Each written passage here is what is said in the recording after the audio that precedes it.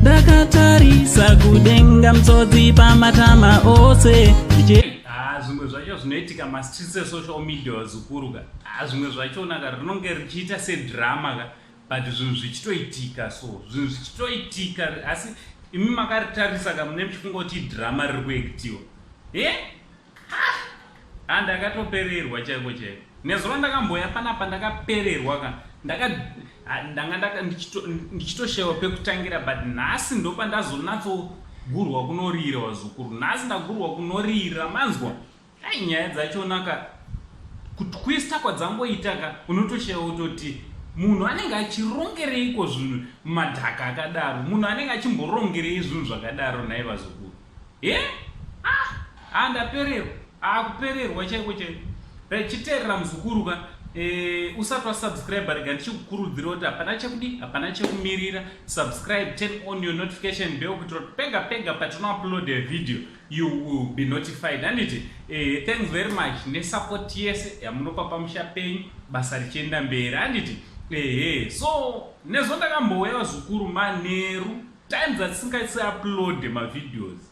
Takauploada video nezuro after takandrowawo umbo hwekavidhiyo keumwe muchinda. Handiti akanga achitaura kuti akanga haiwa namaititi kuti ange ari anoenda kunorova kana kutoponda vanonzi maidheko. Handiti maidheko ndo mai vaiva nenyaya dzavo dzavainadzo already kukoti namaititi. So the same lady ndiye anga atumirwa mamonya. Handiti kuti vange vari vanomurova. Handiti kavidhiyo karipo. Goencheka video ratikaita nezuro. Handiti ramaititi pakanga paritorowo neumbowo hweaudio.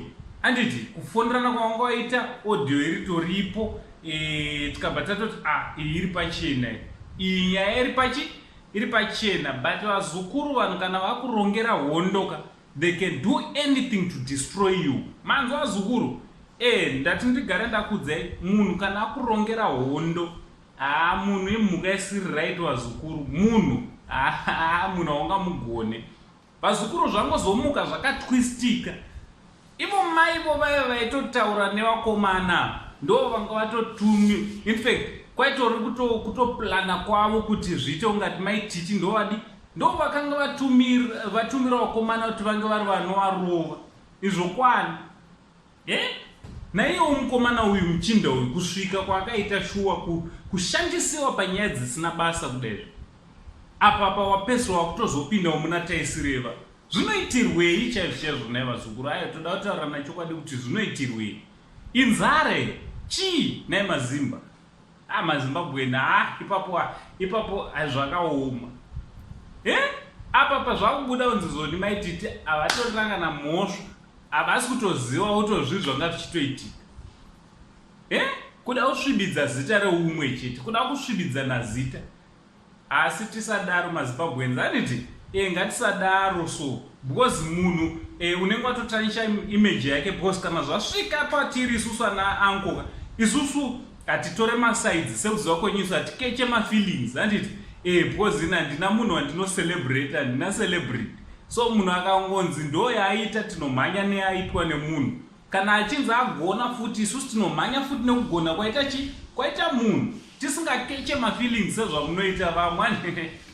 Vamwe munobva makecha mafeelings kutoita hasha kutadza kudya sadza urumba kwako muzukuru nekuda kwenyaya dzemumastreets esocial media. Isusu hatidaro. Handiti so ndopatiri kuti zoni tisadaro. So vavengika kunyange wavenga munhu, usavenga munhu pakusvika pakudaro. So maidheko sei kudaro. So mukadzi mukuru chokwadi, mukadzi mukuru, vakadzi vakasvika kudaizvo. Ndinonyara nazvo ini, kutonyara kutopererwa chaiko chaiko. So ndomamirira akaita nyaya zukuru. Regai ndikupe mukomana wachona zvitaurira. Handiti regai mumunzwe mukomana wachona achitotaura kuti haana kutumwa namaititi haatovazive. Uncle Saint, the only Zimbabwean Uncle Chiba, that's much love. Statement anga riri kutonyepa mudara because maititi wacho anotovazive.